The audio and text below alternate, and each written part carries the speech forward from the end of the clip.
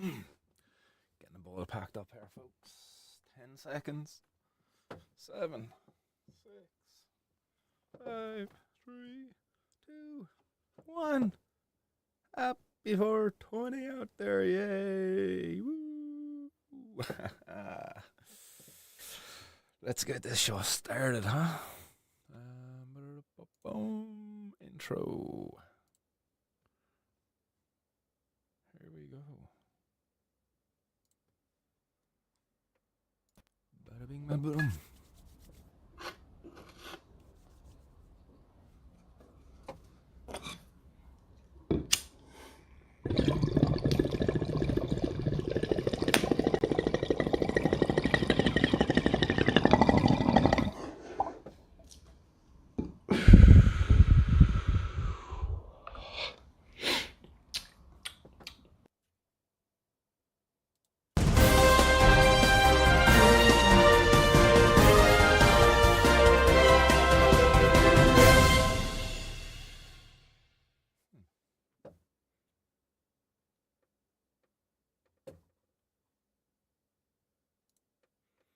Anyhow, what's happening out there, guys?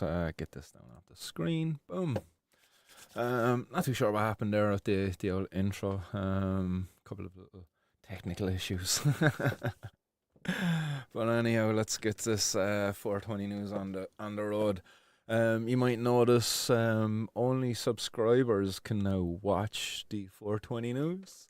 Apparently, the YouTube have put a restriction on the account, so you have to be a verified user or something like that. You have to be over 18 to now watch any live streams that I put out there.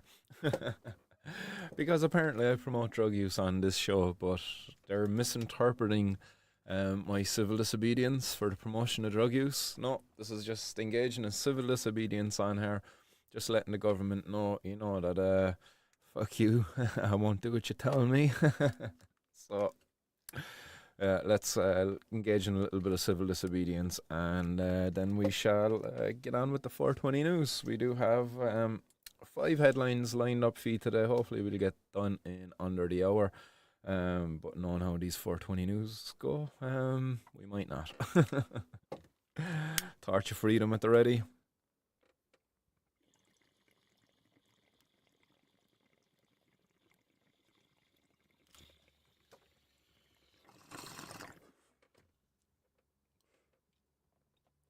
What's happening, Barry Fields?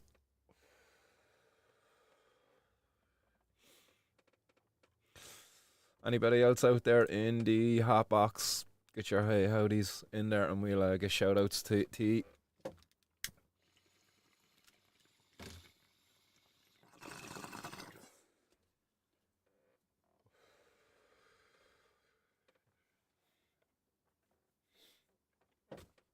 I'm just waiting.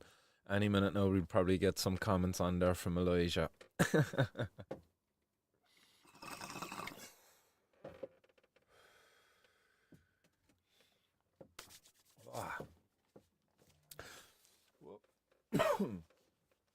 Yeah, nice one, Barry. Are you getting a shout out there into the hot box?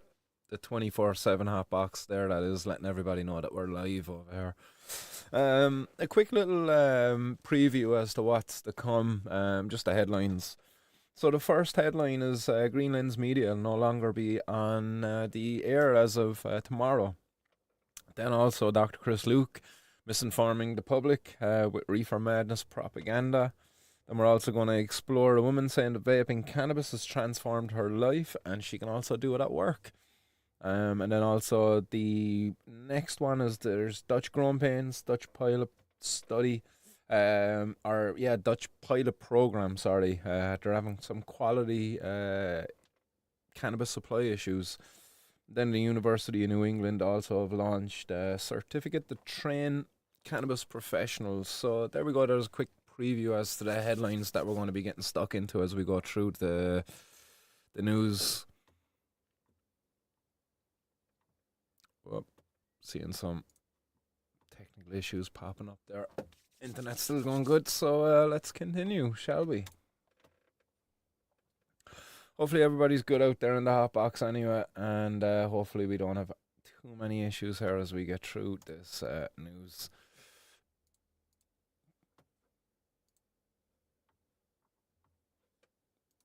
There we go. Sorry, now just sorting out some tabs here in the background.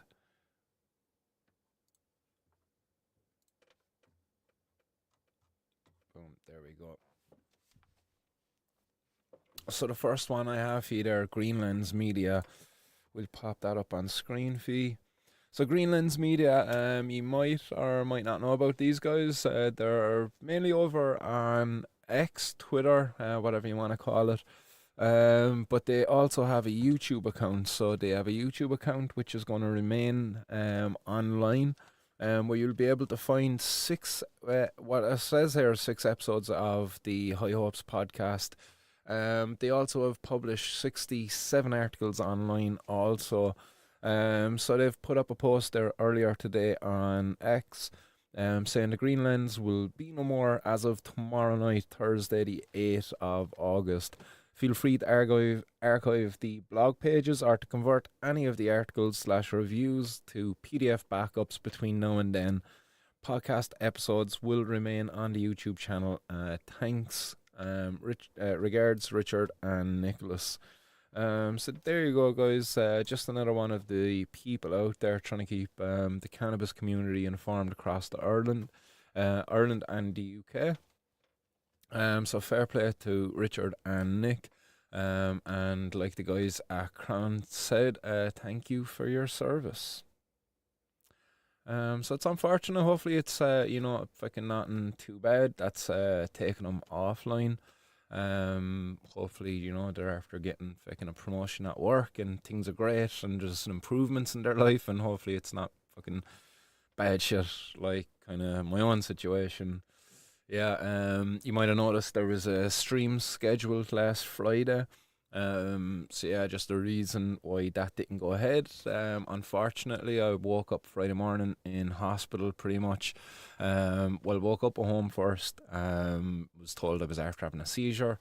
Was kind of in a bit of disbelief, but that's normally the case with these seizures. Yeah, you'd end up in a little bit of disbelief that you're after having one.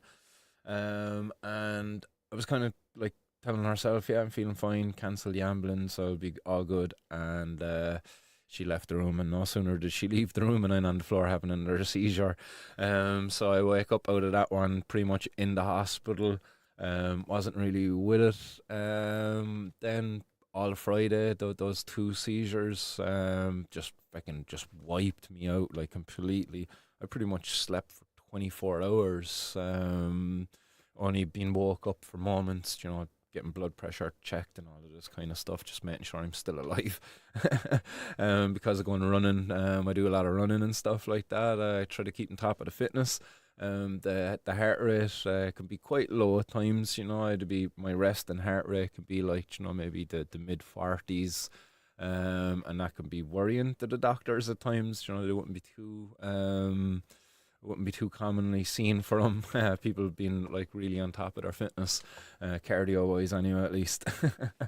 So yeah, that was the reason why that stream didn't go ahead there Friday. Yeah, I pretty much was just recovering in hospital, thankfully. Yeah, doing well now. What are we now? Midweek here, doing good. Not had a seizure since last Friday, and fingers crossed, long may that continue, that we don't have any more between now and forever. But yeah, the only thing that's going to stop me from doing this, guys, to be fair, is if they put me in a box or if cannabis prohibition is ended.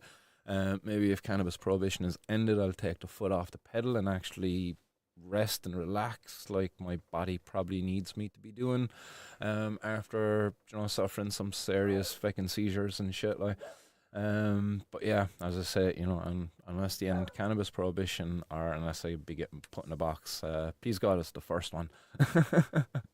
And not the second. So yeah, that's just a little bit of an update there on my own situation there after the Greenlands one as well. So as I said, please God, all is good in the Greenlands camp. Jimmy, nice one, my man. Appreciate that. Wishing you well. Hope you're okay. Nice one. Do appreciate that. Barry Fields there as well, giving a big hi out to everybody in the chat. Friendly Grower also giving a shout out to everybody there as well in the chat on a belated 420 to people. Yeah, I see people getting online there now. Lots of people jumping on over on YouTube. Howdy to all the new people joining in. We're after covering one of the headlines already, which is the Green Lens after going off air. Give people a quick update there on my own situation as to why I didn't stream there last Friday. Now, guys, we're going to jump on into Dr. Chris Luke. Dr. Chris Luke, who I found out earlier today actually, who has me blocked online, which was kind of interesting to find out because I've never actually engaged with the guy. So I found it out through a post that was up online there from Cassida Strugas, our buddy Graham. So Graham has this up online, and it's calling out Dr. Chris Luke. Well, as I say there, Dr. Chris Luke has been misinforming the people of Ireland, taking over the airwaves there, being given a platform pretty much on News Talk FM to spout a lot of misinformation. And on News Talk, he's making the claim that cannabis users are behind a lot of murders. He's trying to, if I can make the claim that cannabis use actually leads a person to commit murder. Which is crazy. It's absolutely insane considering the amount of people who consume cannabis, whether it be on a daily, weekly, monthly basis, that there's people who use cannabis on a whole different range of spectrums. But, like, come on, leading people to commit murder? And to be fair, like, come on, Dr. Chris Luke, man, clutching at straws. But as fucking Graham Sarah calls him, he's a grifter. He's looking for attention for his hysterical cannabis-related violence hypothesis. And Graham asks here, can you clarify your scientific methodology, or is it just shite talk? And I would take it's the latter. I would imagine this is just shite talk. This is Dr. Chris Luke, who I found out, has me blocked. I said, look at this, I'm blocked. As I said, I've never engaged with this guy at all on X or Twitter, whatever you want to call it. As I say, fucking don't know what to call it. I'm just going to call it Twitter. But he's me blocked on here. I never engaged with this guy before, and anytime I engage with anybody on this platform, I'm always like, polite and respectful. I've never engaged in name calling. I might point out where a person's opinion might be misinformed or whatever, but I've never engaged in any kind of behavior that would warrant being blocked, especially by a person, who is so critical of cannabis legalization, of ending the prohibition. A big supporter of cannabis prohibition. This is how he behaves. He goes around blocking people. It's like, come on. Like, here I am as a person, as pro-reform, as anti-prohibition, and I would love to be able to get up on a stage, like, alongside of Dr. Chris Luke and actually engage with him in a respectful manner. On how he's misinforming the public, and I would go so as far as saying, he's abusing his position. He's retired as well, I might add, but that doesn't, stop him from going, keeping the old doctor going, the doctor title there up in his yoke, going, Dr. Chris Luke Cork. But yeah, I would make the claim that he's abusing his position, his title, to misinform the public about cannabis users, people who consume cannabis. He's adding to the fear and stigma that there is about this community of people, making it even adding to the difficulty that there is for people to come out about their use of cannabis, and many people out there, as we learned, like, over the last while, there's many people out there who are now turning to cannabis as a medicine. And some of those people who are using it as a medicine, using it for things like anxiety, using it for things like pain, And cannabis has been tremendous in their life. You know, one of the articles there that we'll dive into, I'll pop it up on screen there now. It was published over on the Mirror. So I'll pop it up on screen there now. A woman says vaping cannabis has transformed her life and says she can even do it at work. You know, this lady suffers with chronic pain, but it was her husband who was using cannabis to treat his anxiety. He recommended that she try cannabis for pain relief. After she was suffering with chronic pain, and the medicines that she was using, I would imagine they probably weren't really agreeing with her. It was probably making it difficult for her to be able to go and work. Whereas cannabis was actually able to alleviate the pain, and make it possible for her to still be able to work. So she gets prescribed cannabis over there in the UK. So it goes on here and says it in the article. It's a pretty long article, but it does go on. Give some quotes here.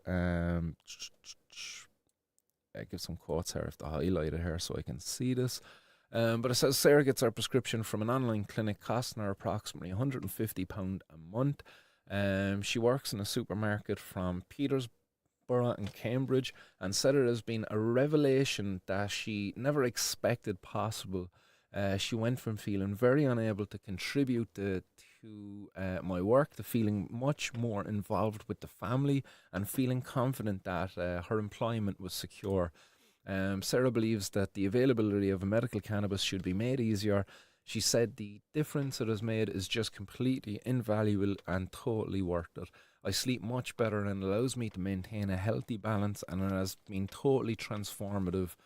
Sarah has previously struggled with diverticulitis, a condition that affects the large intestine, causing abdominal pain and other symptoms, but was diagnosed with hypermobility disorder syndrome. And this was after she and her daughter was actually attacked outside her home back in 2015.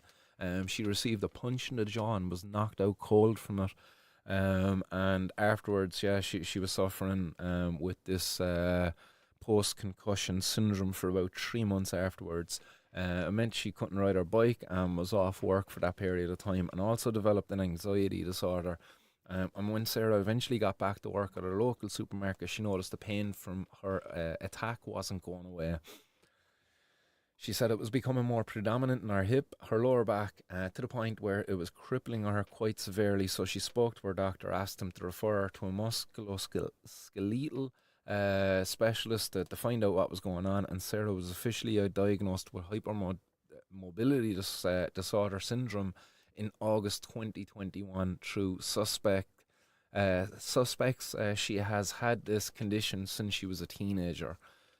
Geez, imagine you can actually kind of carry on with such a condition and not realize, for so long. It's unfortunate. You'd wonder, like, had she ever gotten attacked, you'd wonder, like, would she ever realize that she had that condition? Maybe not until much later on in life. But anyhow, she was given a full compression suit to assist with her hypermobility, which supports the joint dislocation of her hips and shoulders and eases some of the pain flare-ups. Sarah's husband Tim, who suffers with chronic heart condition and also with autism, anxiety and ADHD, had been using medical cannabis for 2 years and suggested that Sarah give it a try. Sarah said, I used to be quite staunchy against it, but I wanted to find something that actually worked, and I could see hugely positive impact it had on my husband's health. And through a private clinic, Alternaleaf, Sarah was prescribed medical cannabis in the form of a vape, and she had even been granted permission to use the vape at work. Sarah said, I tried to be discreet as possible, but I was extremely paranoid about it with my manager. But the manager had been incredible. She spoke with the occupational health consultant and was given a well-being plan, which meant she can take her prescription at work with no worries or concerns. And that's very important, for a person who uses cannabis as a medicine. And you compare that then, as that, like, what this doctor there, Chris Luke, is doing then after, the impact that's going to have for people like Sarah. Because Sarah's out there now in the community, and the people in the community will be reading articles from this doctor And they're going to be thinking, oh, Sarah's prescribed cannabis. Jeez, what if Sarah goes a bit mad? What if Sarah jeez, what if she tries to kill us? She tries to stab us. Oh, Jesus. You know, like, it's shameful, really, like what Dr. Chris Luke is doing. Like, and I shared, like, earlier as to my own condition with epilepsy and the medicine that they're prescribing me at the moment. Like, and I look at the side effects, like, and I'm supposed to be, what's the word? I'm supposed to be monitored while after being prescribed these. So I'm supposed to get regular checkups. I'm now after being prescribed these drugs over a month and a half ago, and I've not got a single checkup in relation to my prescription of medication. Been asked, am I taking them? It was only last Friday I actually told them, like, they only asked last Friday, you know, are you still taking your medication or whatever? And I was kind of like, yeah, I am, but I was having some side effects, so I was, like, concerned about increasing the dose. And it was only then that I got to talk to him after just over a month, you know, almost a month and a half. So it's mad, you know. I'm supposed to be monitored these anti-epileptic drugs, but are also bipolar medication also. So they're kind of have an effect on the brain and how the brain operates and all of that. And but meanwhile, cannabis, you know, which also works for epilepsy. No, no, they're not happy in prescribing me that, despite the fact that, you know, I'm still able to get it. They want to give me, like, Frisium. They want to give me relaxers, you know, to keep the stress down. And, like, me, you know, I was like, can you not prescribe cannabis to help keep the stress down? Being prescribed cannabis would be very beneficial for me. Take the fucking worry of having the law on my back. Anyway, no. Meanwhile, they don't want to do that, but bipolar medication, anti-epileptic drugs. Yeah, there you go. And yeah, monitoring. Yeah, sure. We'll see in a couple of months, in a year or so, maybe. Mad.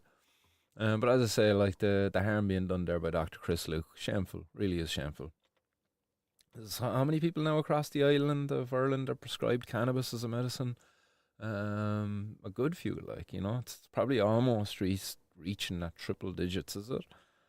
Almost. I think the last time I heard, there was over 50 people being prescribed medical cannabis in Ireland. Over 50 was the number. So hopefully, you know, it's fucking almost reaching 100 by now. But who knows?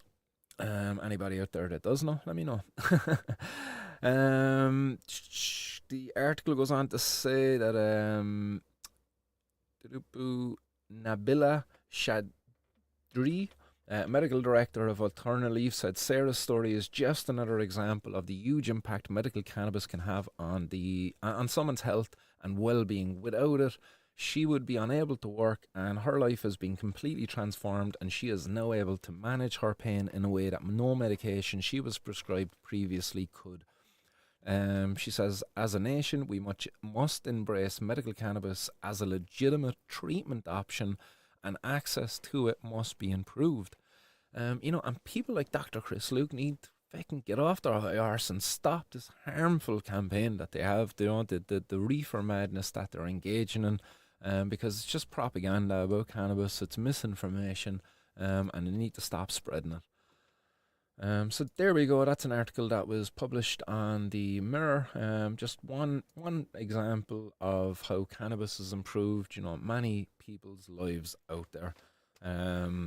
For things like chronic pain, for things like anxiety, you know, like Sarah and her husband there. There's just one of many examples that could be brought up. But we don't need people like Dr. Chris Luke out there spreading, like, fucking myths, creating myths and hysteria about people who consume cannabis, that somehow the use of cannabis is going to lead to them engaging in, like, violent, murderous behavior. It's like, no, sorry, like there could be a correlation there, like, in the fact that, like, people might be self-medicating using cannabis. You know, oh man, who was it again? Oh shit, I can't remember the researcher's name, but he was on the Huberman podcast anyway. Matthew Hill or something along those lines. But he talked about how like people who suffer with schizophrenia are much more likely to actually consume cannabis. It's not that cannabis causes schizophrenia. It's just that schizophrenia, people who suffer with it, are much more likely to use cannabis compared to the not like the healthy minded population. So therefore, you're going to see a bump in the numbers. It's not that cannabis use causes schizophrenia, but certainly if you are likely to suffer with schizophrenia, the cannabis use can bring that on, exacerbate the symptoms and all of this. And again, therefore, there's going to be a connection. So therefore, if people are like self-medicating using cannabis and they're already suffering with mental health condition, they might suffer with schizophrenia, might suffer with psychosis, like some form of mental health, that's connected to psychosis. That therefore, like, they're probably going to have an increased likelihood if you're using cannabis, but it's not that the cannabis is going to like make them do that. Oh, it's mad because you have to wonder, how many deaths could we correlate with alcohol? How many death certificates, how many autopsy reports, is there going to be alcohol coming up, cropping it up? But at no point are you going to make a claim and you're going to go around, trying to like prohibit the use of alcohol. You're not going to be trying to say that, oh, people who drink alcohol are going to be much more likely to go on a murderous rampage. It's like there's nobody really saying that out there as such. Although, you could probably say actually make a much stronger link to alcohol than you can to cannabis. But they're not saying it. Dr. Chris Luke is not on the radio talking about how dangerous Guinness is, and how dangerous people who drink Guinness are. That they're fucking, linked to road deaths. They're linked to fucking homicides, the list goes on. And why is that, it was up there on X there earlier. I'll pop this up on screen fee. As Casa says, because Guinness is good for you. And say that I actually had my first pint of stout there for my dad's 60th. Was it just almost 2 weeks ago now? Pint of Murphy's. It was nice actually. Jeez, I was surprised as to how nice it actually was. A nice bong hit before we went up to the pub. Sat there, just had the. Did we have? Actually, I didn't just have the 1 pint. We actually had three because it was nice. I was trying to excuse myself from the rounds. I bought the first round as I knew I wasn't going to want to partake in further rounds. But then, like, I was able to excuse myself out of the first round because I still had like half a pint. But then, like the third and the fourth round, I wasn't able to excuse myself out of because I was supping away. They were nice, and I went down well. It was a good night. The first time I actually had a pint of stout, and first time in a long time sitting down having a pint with me dad, and very first time probably having a pint with my uncle. Good night. Good night it was. Probably be a long time before I drink again. Fucking farts were outrageous the next day. There's something Dr. Chris Luke should be online about, getting on the airwaves about. Pun fucking truly intended, but jeez, by the lord, those farts were powerful the next day they were. Even me dropping them, like, I was even like, jeez, something out into there, somebody. Oh, but yeah, it was funny. Boom, shall we drive on there? Yeah, as I said, Dr. Chris Luke was definitely on the warpath. There was further articles that were up there. This and it was another article that was up published on News Talk. Are we overlooking? Are we overlooking the dark side of cannabis consumption? So this was another article. They got some quotes out of a piece, I suppose, of Dr. Chris Luke online. And one of the quotes there is, "What medics like me mostly worry about is the issue of cannabis related violence, and especially homicide, because while cannabis may rarely kill, cannabis users frequently do." Like, frequently, let's come on. That's a strong word, like, frequently. When you consider the fact that, like, the rate of cannabis use is so high, pun again intended, um, and like, come on, the correlation, like the rate of murder by cannabis users, kind of, it's so low. Like, there's nobody like who's going to smoke a joint and then be like looking at a knife and like, yeah, I want to stick that into somebody. Like, there's not. Like, come on. To be fair, the only thing they want to stick the fucking knife into is a pie, a nice fucking apple tart, whip some nice fucking whipped cream, but a warm apple tart. Jesus, make myself hungry. But that's about the only thing you really want to murder after, like, you consume some cannabis, like, is some fucking sweet treats. That's about it. Like, that's about the only thing you're going to do damage to, is the cupboard, and to your good intentions and your diet. But really, like, that's about the only thing. Like, Dr. Chris Luke, again, shameful abuse of his title and his position. Anything else by Dr. Chris Luke there? No. We're looking all good there. We'll end it. Oh yeah, this guy. There is another article there that was put up. And again, it's shameful fucking journalism there as well. But these journalists just fucking publishing this. They really should have challenged this guy. But it's no surprise either to see that over in the journal, that the comment section down here, and Doctor Chris Luke's article, is closed.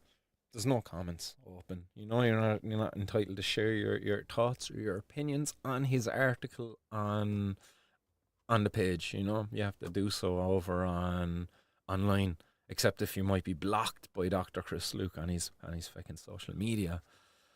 But yeah, this guy Stephen Silver, it says, who shot and killed Garda Cullum Harkin.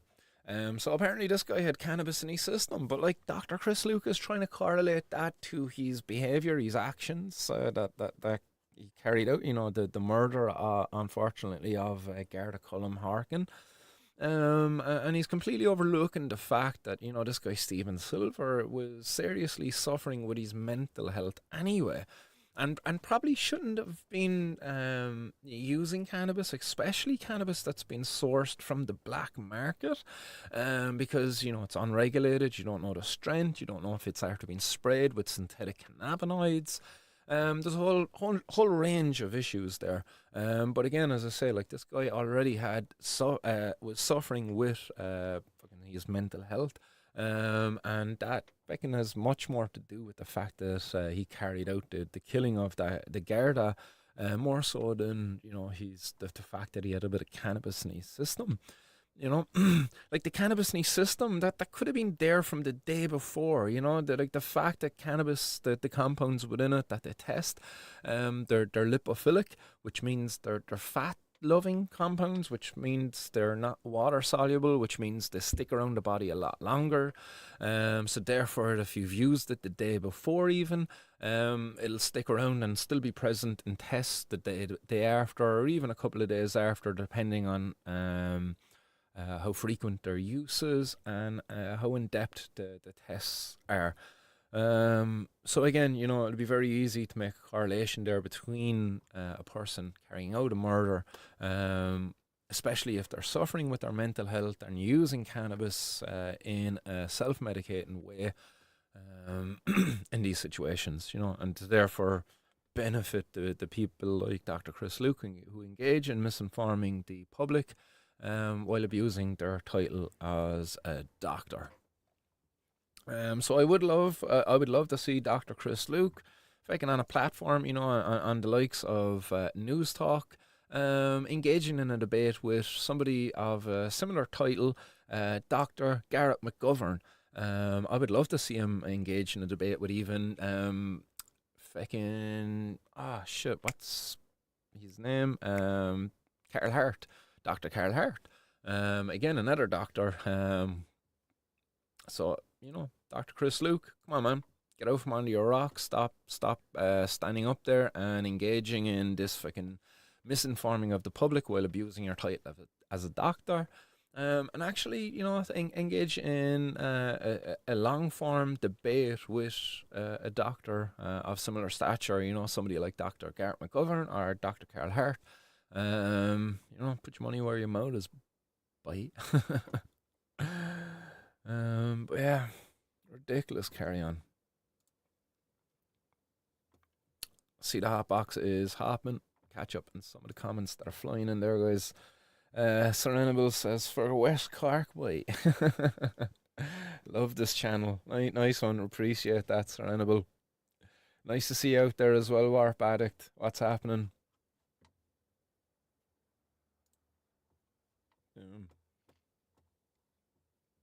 make sure all is going good there up online. Boom. Yep. Yeah, DB Woodcraft saying it there as well. I love to see those three doctors debating, but it'll never happen. No, it won't either. Like, you see what the carry on there by Dr. Chris Luke. Dr. Chris Luke, and he blocks people like who've never even engaged with him on a platform. It's like, man, shameful carry on. Like, not only is he misinforming the public, but he's blocking anybody who might question him. Like, man, it tells you all you need to know really about him, doesn't it? Like, but it's unfortunate. He'll still get platformed. He'll still do the harm, because there will be still people who'll read that and they'll take it as gospel because he has doctor before his name. And that's it. Like, and the damage is done. And then there'll be people out there, and people too vulnerable, to believe in his misinformation are people who could also benefit from the use of cannabis, because they might be suffering with chronic pain, they might be suffering with stress and anxiety and things like that. And there are now people who won't consider it, give it a second thought because they believe, no, Jesus, why would I use that for me back? Sure, fucking, I don't want to murder somebody, It's crazy, absolutely crazy.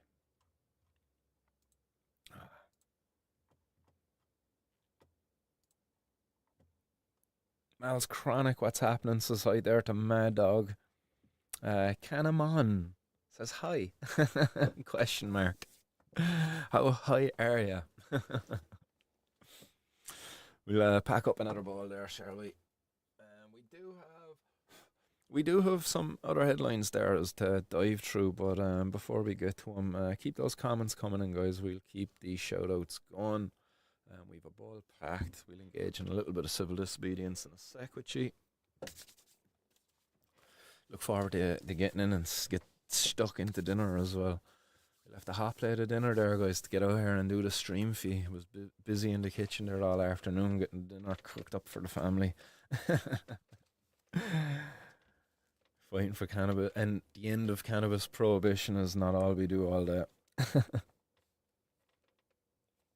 What do we have left? As I say, a woman says cannabis vaping has transformed her life. We'll dive into that one next, guys. As I say, Dr. Chris Luke, Dr. Chris Luke, doing some harm there to people like herself. Oh, we dove into that, and Sarah actually and her husband. Never mind. Completely forgot that we already carried out Sarah's story. Ah, yes, and it's the university and a Dutch pilot program that we want to get into next. That's what we've lined up for you next.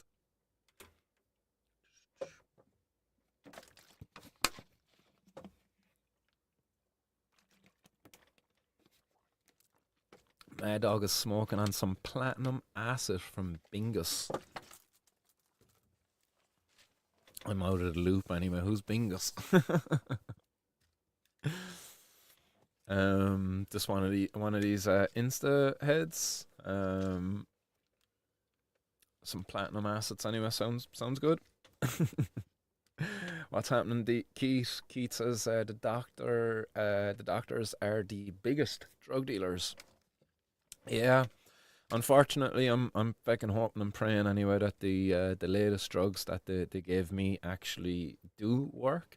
Done a good bit of research there online as well as to the interaction there with cannabis, the compounds within cannabis. The metabolic pathways that get activated by those compounds and the other compounds that I know have been prescribed recently. If anything, actually, cannabis can make those drugs more effective because of the pathways that get activated, the enzymes that break down those drugs and inactivate them. Also work on the compounds of cannabis, which means those enzymes are going to be more busier, so they're not going to be able to work on those compounds as much. So they're going to actually stick around a little bit longer. And I wasn't actually able to engage in a proper conversation the other day, actually, with my neurologist, the neurology team, and because, as I said, I fucking was pretty out of it after having two pretty bad seizures that morning. Absolutely wiped, zomped. I was trying to have a conversation about the drugs, how they were making me feel, and I could barely string a sentence together. Honest, they weren't gone about 10 seconds from the bed, and I was asleep again. So I do look forward to actually getting to meet my neurologist, although he's a bit of an arrogant prick. But don't tell him I said that. He fucking talks down to you. He doesn't actually listen to you or really engage with you. He kind of feels like he's up there and you're down there. You feel very substandard when you're in front of the guy. Like. But yeah, I do look forward to seeing him.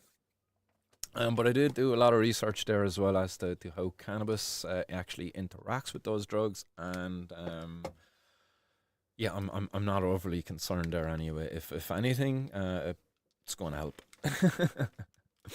Despite the fact that they actually said, the cannabis can cause seizures, I do see that, but for me, there isn't a link between cannabis use and my seizures. Like I've never actually used cannabis and got a seizure. I've never actually been able to correlate any of my seizures with my use of cannabis either. So I'm not overly concerned there, unless somebody can really prove it to me.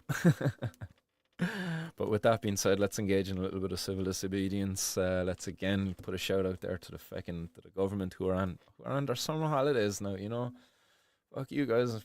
Can't We're not going to do what you tell us. And yeah, here we go. Civil disobedience.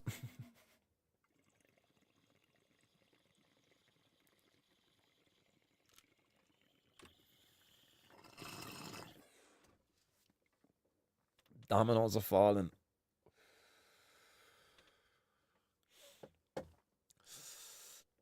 Cannabis legalization, it's inevitable. Prohibition ending is inevitable.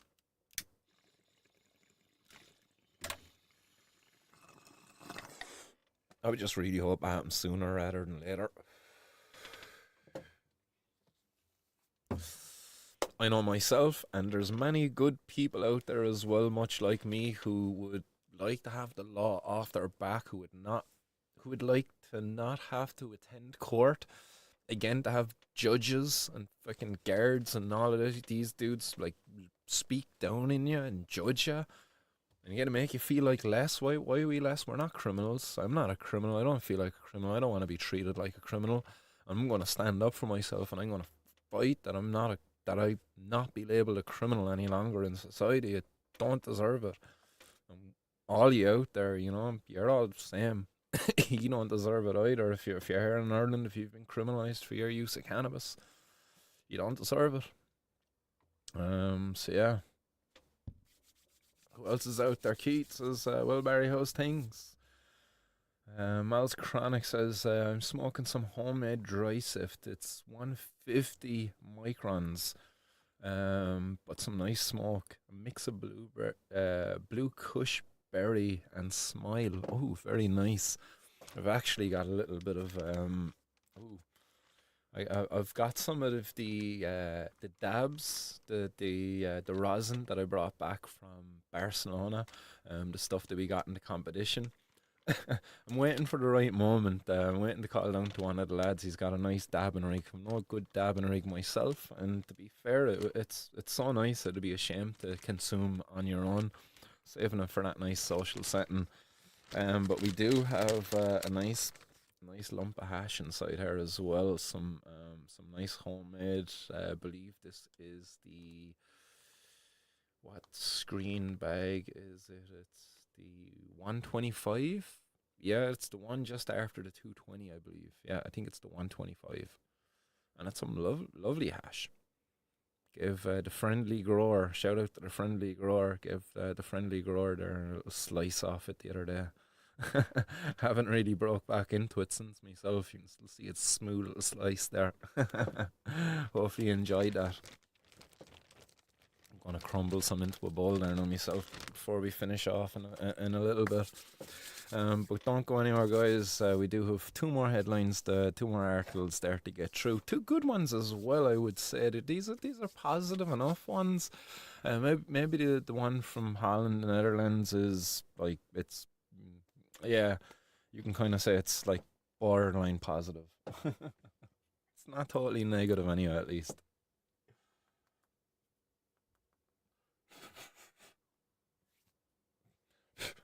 Whoops. I went to blow out the bowl there and got a face full of bloody ash. Didn't realise there was so much left in there.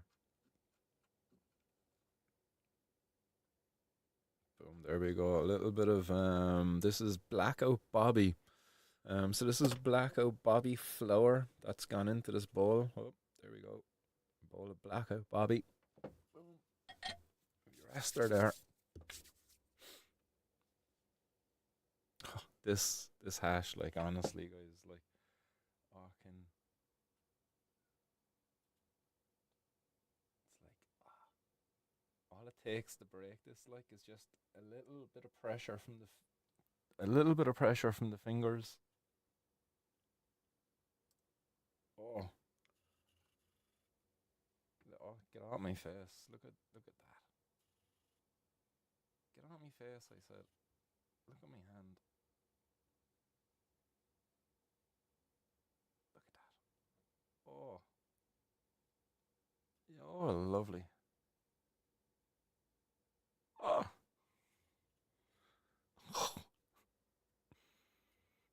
if only I could share with you guys oh the absolute, like, this is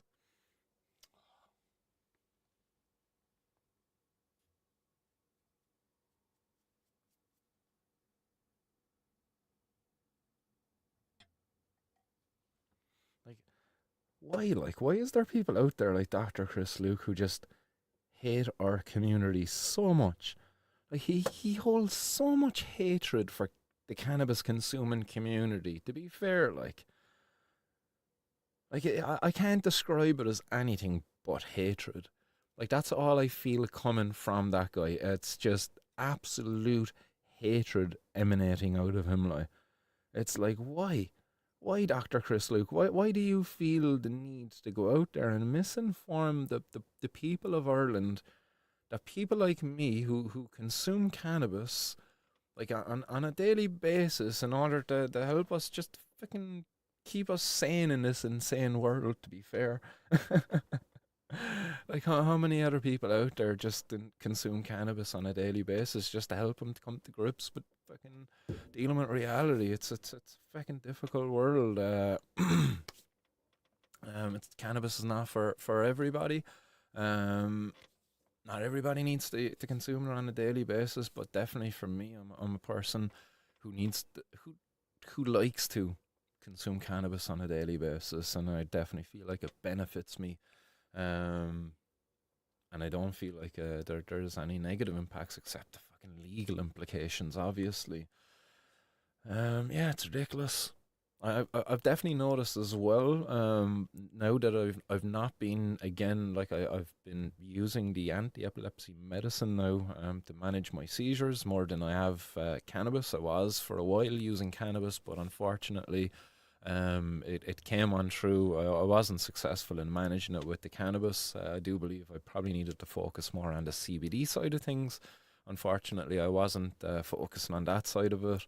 I do like my high THC. I enjoy that.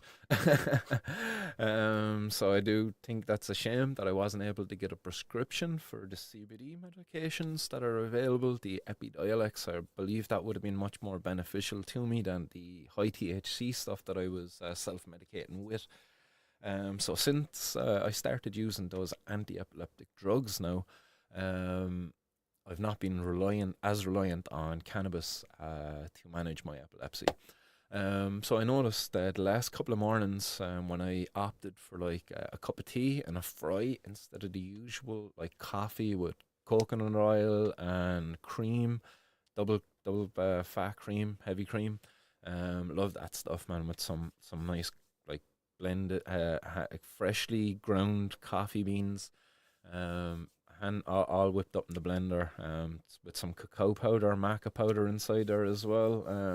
Yeah, it's a tremendous concoction I have on a daily basis anyway. And again, big shout out there to the friendly grower who hooked us up with some infused coconut oil, because it's been an infused coconut oil going into it there the last couple of mornings, and also at night before bed.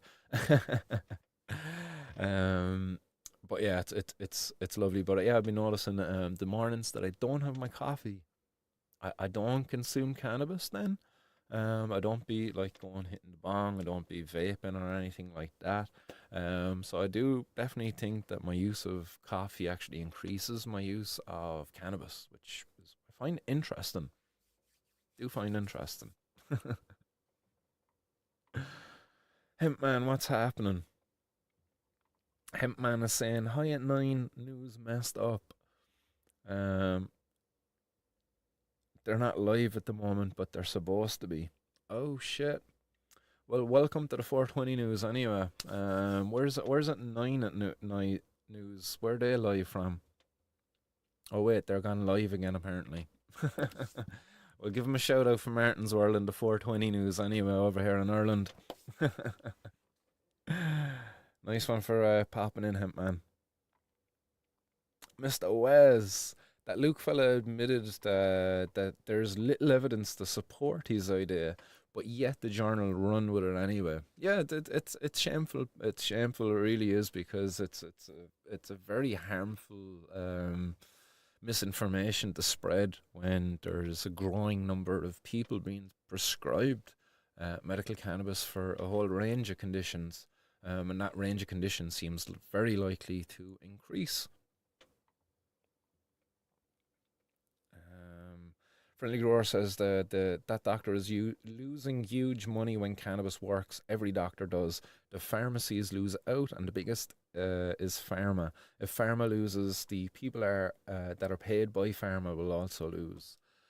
Yeah, there's a lot of people believe that big pharma will lose out a lot if cannabis is allowed.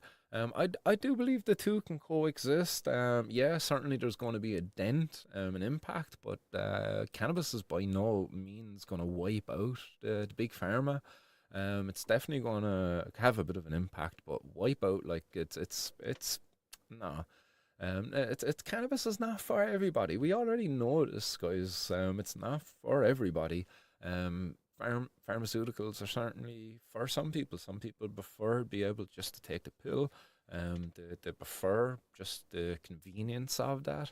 Not everybody is into the flower and the complex nature of natural medicines. And taking care of their health and managing it. I talked there about my coffee and the things that we add into it. Like, I add them into it for the health benefits. But yeah, Miles Chronic saying here infused coconut oil is the business. Been consuming it daily for over 10 years, rubbing the soles of your feet for neuropathy. Absolutely unreal. Appreciate that. Nice one for that one, Miles Chronic. Do appreciate that. I'll certainly give that a go. Was listening to a guy who was on the Joe Rogan podcast there a good while back, but I was listening to it there a couple of months ago again, And he was talking about, you know, the soles of the feet and about like how important it is to get out there in the morning to get exposed to that early morning sun, but also to be walking upon the earth, like not in the concrete and shit, like on the soil, the earth, which are the soles of your feet, totally exposed. That it like fucking helps adjust like the pH within your body, like as this kind of resetting, balancing. I don't know how you described it again. It's been a while since I heard it, like, but really interesting. Yeah, what the soles of the feet can do. But yeah, rub a load of coconut oil infused onto the feet and then go walk on the earth. It's probably fucking super.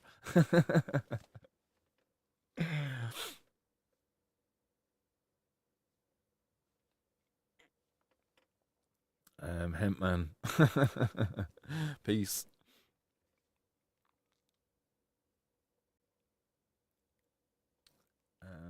Less of the spamming, says Rashers. Good. Order in the hot box, guys. Let's dive let's dive into the last two articles, guys. I do have a nice bowl packed up there, but we'll save it there for 5 minutes time. There, we'll keep an eye on the time. It's gonna be 4:20 there in 5 minutes again. Over in where's that? Accra, Bamako, Dakar, and the Azores.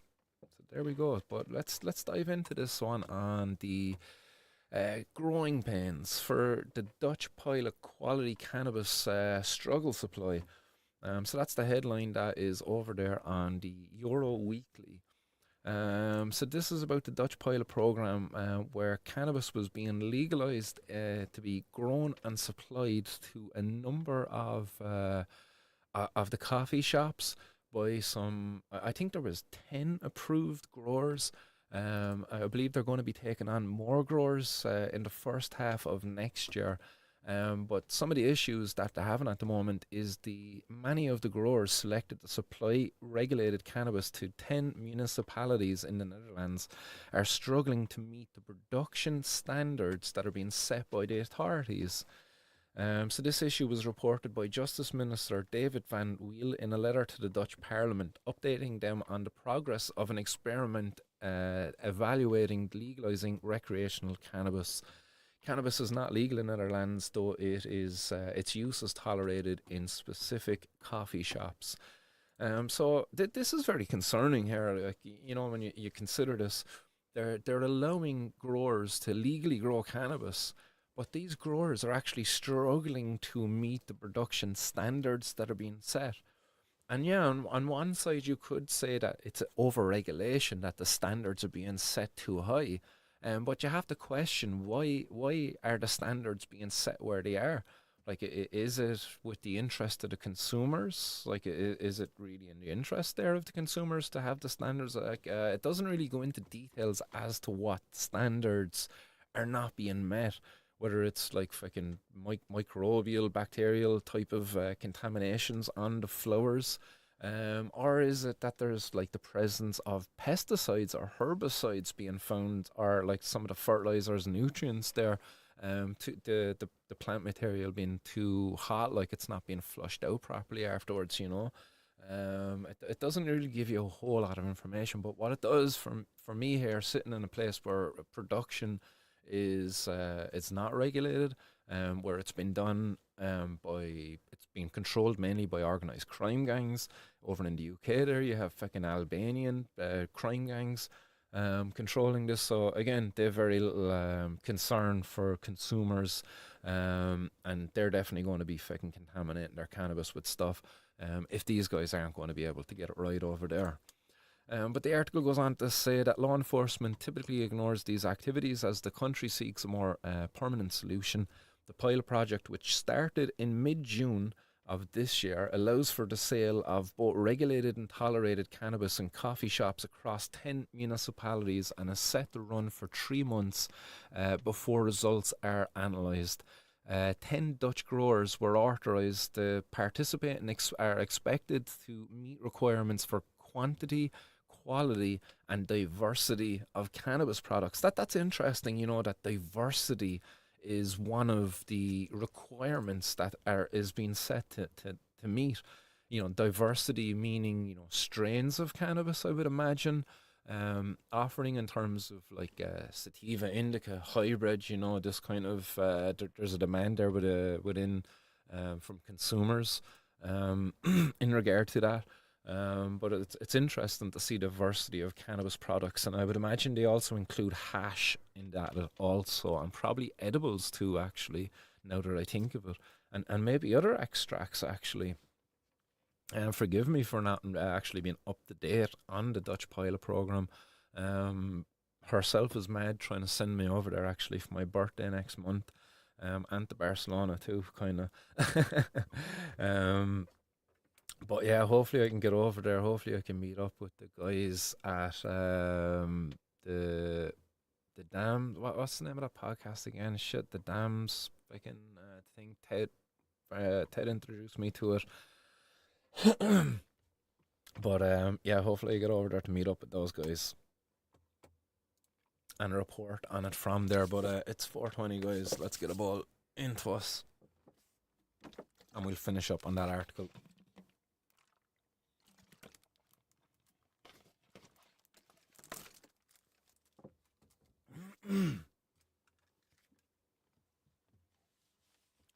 Big happy 420 there to the Dr. Chris Luke. This one is for you, Doctor Chris Luke. Pleb.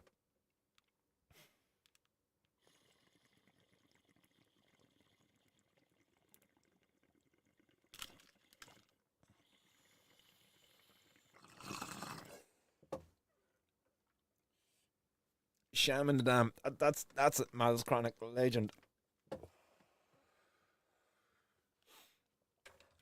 I knew there'd be somebody in the hot box would have my back there.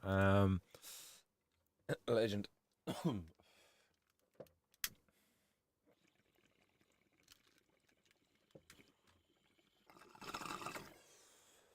Gram by the Dam or something, isn't it? Dam's the Gram. You slagging me saying Shaman the Dam.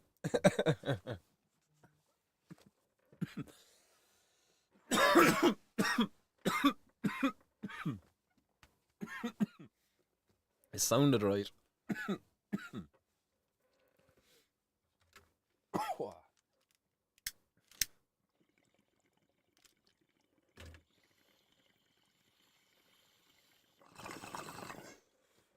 Oh, that Ash. She's a long buster. But again, guys, at no point after the consumption of the cannabis here today do I feel like going out there and harming anybody. Even Dr. Chris Luke, Doctor, I do apologise for calling you a pleb earlier. I acted rather emotionally there. Got rather upset as to how you would make false accusations about like my community. I do apologise for calling you a pleb. I mean you no ill harm.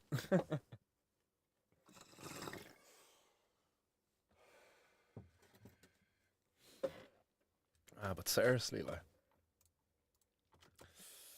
But the Dutch pilot program, anyway, guys, is this goes on to say that 10 Dutch growers were authorized to participate and are expected to meet the quality, diversity of the cannabis products and all of that, and ensure a steady weekly supply to the coffee shops. It also states. However, the tree growers who have started supplying the coffee shops have failed to meet these requirements. Coffee shop owners have particularly complained about the quality and quantity of hash. 5 more licensed growers are set to begin to deliver in the first half of 2025, aiming to supply at least 570 kilos of cannabis and 160 kilos of hash per week.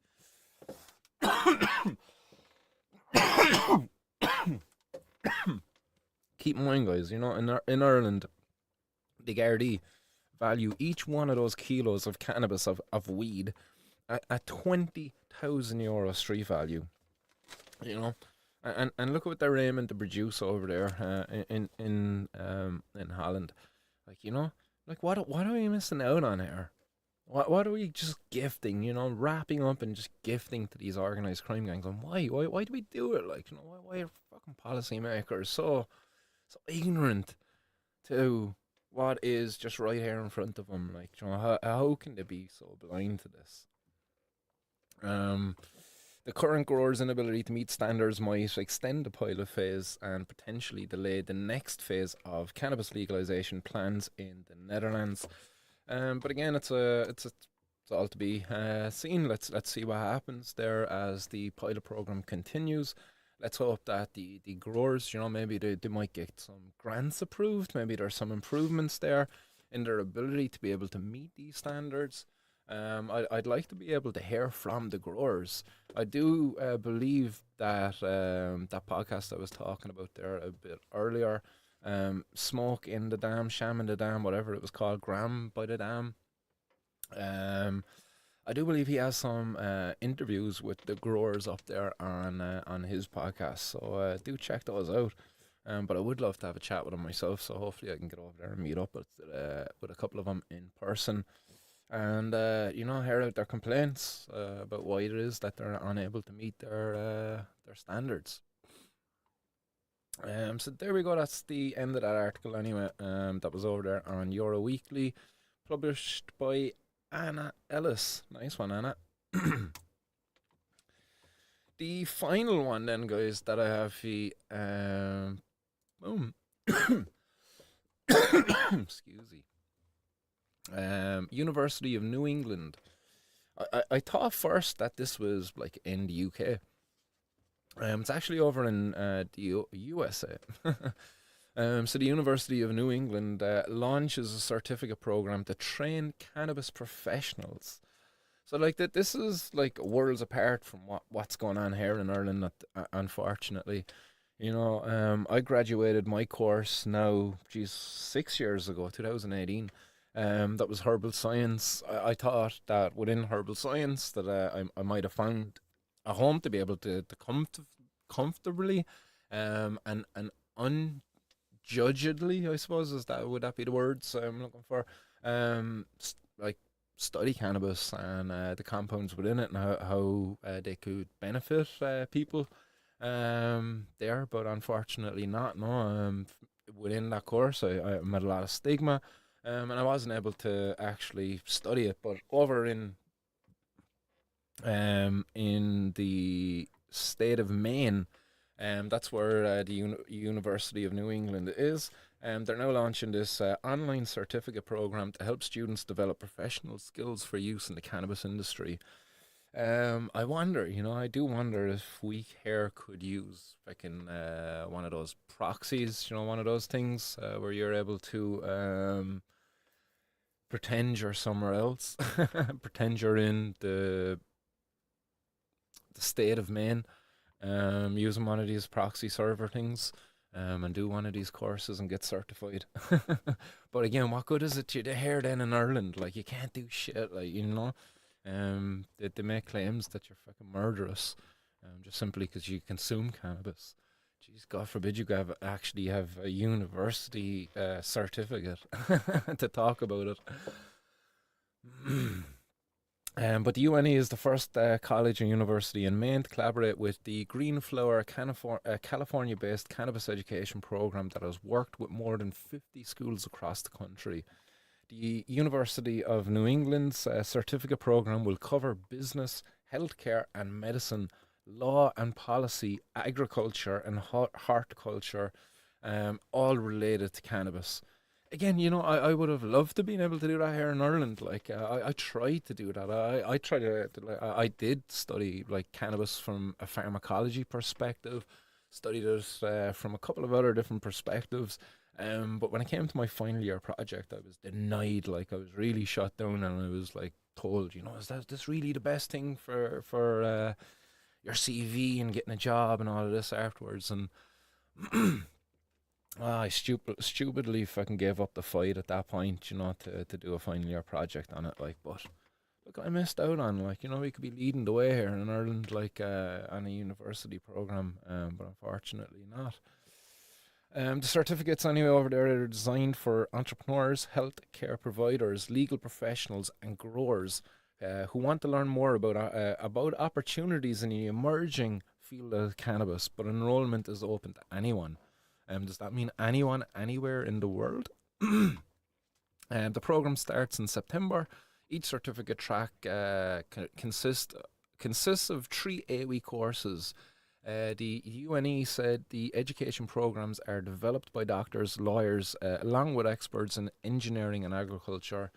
Maine was among the first states on the East Coast to legalize recreational cannabis, and both recreational and medical sales are totaled to nearly 500,000 in 2023. Sorry, half a million, my arse, 500,000,000. Sorry, again, that's insane. Like, what's the population in Maine? They're like, it's probably not massive. According to the state's Office of Cannabis Policy, there are recreational licenses for 220 retail stores, 133 cultivation operations, and 106 manufacturing operations across Maine. Again, like, take that in consideration with the last article as to why producers are struggling to meet some of the requirements, because some of the requirements are like diversity of product, for a range of stores across municipalities for the limited number of growers. Like, is it that the demand is just too much for the growers, like, and they're not able to meet the requirements in regards to diversity, and quantity, and like when you think about hash, like, look how little hash really you get, like, for how much fucking flour and leaf and stuff you actually have to invest to get it. Boy, Lord, is it worth it? Oh, excuse me. So yeah, just take that into consideration there. The numbers again. 220 retail stores, 133 cultivation operations, then catering for those retail stores, 106 manufacturing operations, then that are processing some of the cannabis from those cultivation operations. While the state medical market comprises of 780 licensed medical providers, 4,200. Hey, little 420 in there. 4,200 employees and 1,600 caregivers also. So big numbers there for the state of Maine. The cannabis industry is one of the fastest growing market opportunities here in Maine and across the country, says Beth Taylor Nolan, Dean of UNE Online. As an institution committed to providing accessible, relevant, and affordable professional development and career education opportunities, University of New England is excited to partner with Greenflower to train individuals interested in entering this dynamic industry. University of New England is home to Maine's only medical and dental colleges. In addition to offering other healthcare degree programs, the university is currently relocating its College of Osteopathic Medicine from the University of New England's Bidford campus to one in Portland, where the Health Sciences Centre is being built. And more than 4,000 University of New England students attend classes at the campus in Biddeford, Portland, and in Tangier, Morocco, and online. That's interesting. I wonder, is there a two-way learning thing going on there between Morocco and the University of New England in regards to the processing of cannabis into hash? Because I do believe there's a lot of information there that the is kind of within cultural, what would you say, like places in Morocco. I believe there's ways in which cannabis is processed that is probably still like fucking, what would you say, passed down through generations, that maybe isn't very popularized yet. Who knows? Who knows? And not just Morocco, I would wonder in other kind of hash making regions like Afghanistan and stuff, what's still there to be learned about how cannabis is processed into hash. Because I do enjoy my hash, so I'm curious. But yeah, there we go, guys, and gals. Let's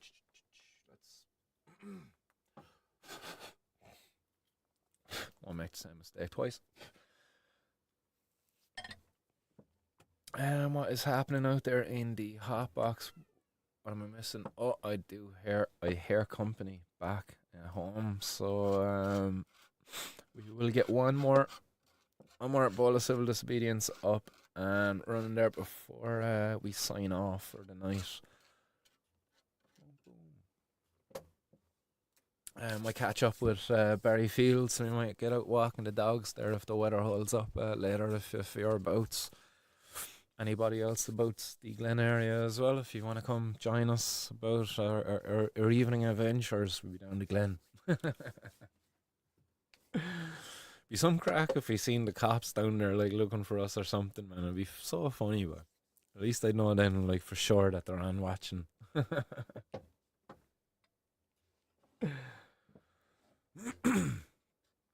Yeah. Oh, I see confirmation there from Barry anyway.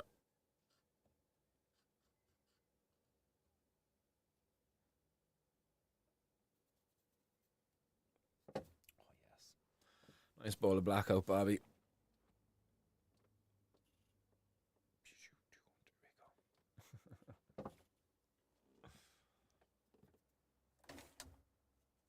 We shall crumb a little bit of hash into it, I suppose. Not too much though, because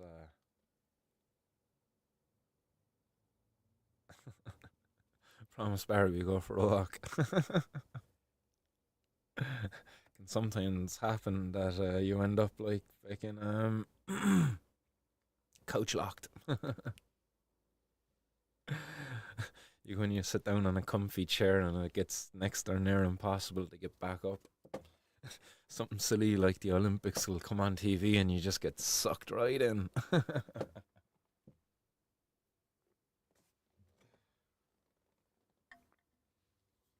But again, fair play to Kelly Harrington and any of the all of the other Irish athletes that were competing in the Olympics. Fair facts to 'em. It was great to be able to watch it. But it was an interesting, again, fucking, I hate to be keep bringing up the Joe Rogan podcast, but there was a dude on there talking about Nazis and LSD earlier. Great podcast, thought it was very interesting. But they were talking about, how the Olympics is one of these very few things where the world comes together. We can put our differences aside and we can, like, participate together despite our differences. Despite the fact that there's wars going on, and right now at the moment they're still able to compete in this fucking like competition of sports. They can hug, they can shake hands, and the whole lot that's going on afterwards. Um, and it's just interesting, and it's yeah, it's a testament of as to what is that could be, what the potential as to what could be if we were able to like just fucking put aside all our differences and stop this fucking arms race and these wars and fucking hating one another and all this shit, like, spreading lies that certain communities are murderous people. Except Russia, says Cassidy Struggles. They're not competing in the Olympics, is it? I didn't realize that the Russians weren't competing. Are they not competing in the Olympics? That's mad. Like, Israel is allowed to compete, no? Thought I seen some fucking Israel competitors competing, like. But again, like I was just like, it's kind of cool that they're able to still compete and that there's not big mass protests going on there, like people running out, like, interfering with the games and shit. Like, I don't know. It's just me, my limited opinion on this. What, the athletes are neutral, no flag? Which athletes? Come on, inform me here now, because a lot of my watching of the Olympics was from a hospital bed. So I wasn't totally with it.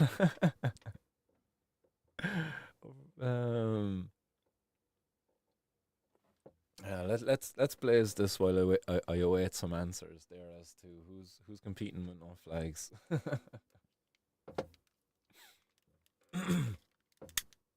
let's do this one. This is civil disobedience bowl number 3. Okay, this is not me encouraging anybody out there to consume or engage in drug use. Nope. This is me engaging in civil disobedience and asking other people to engage in civil disobedience with me if they wish.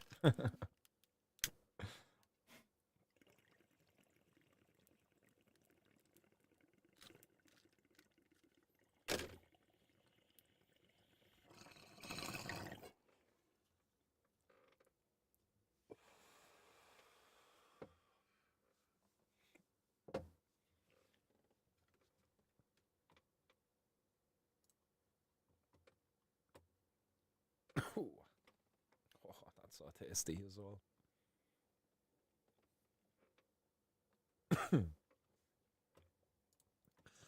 Sorry, just keeping an eye on the hot box comments that are coming in.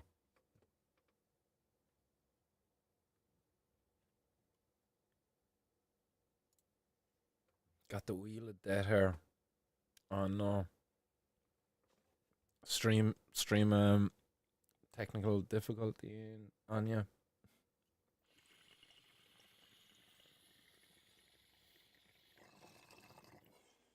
Not only are these bowls like longbusters, but like if you give a generous sprinkling of hash, wow, the thing just hits like forever.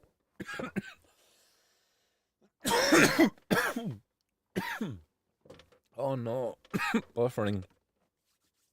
Do you know what's going on there now, guys? Not too sure if I'm coming through to you at this point or not, but everybody is home now. So I would imagine the small people have jumped online and are now hogging the the old internet. So I'm probably battling with Coco Melon. But not too early anyway, guys. We managed to get through it. It's been great to get on here. Nice one for everybody's contributions here today. It's been an absolute pleasure. I do intend to be getting back to engaging in this as much as possible as my health allows. Anyway, as I said, I won't stop doing this unless they actually put me into a box or unless they actually change the laws.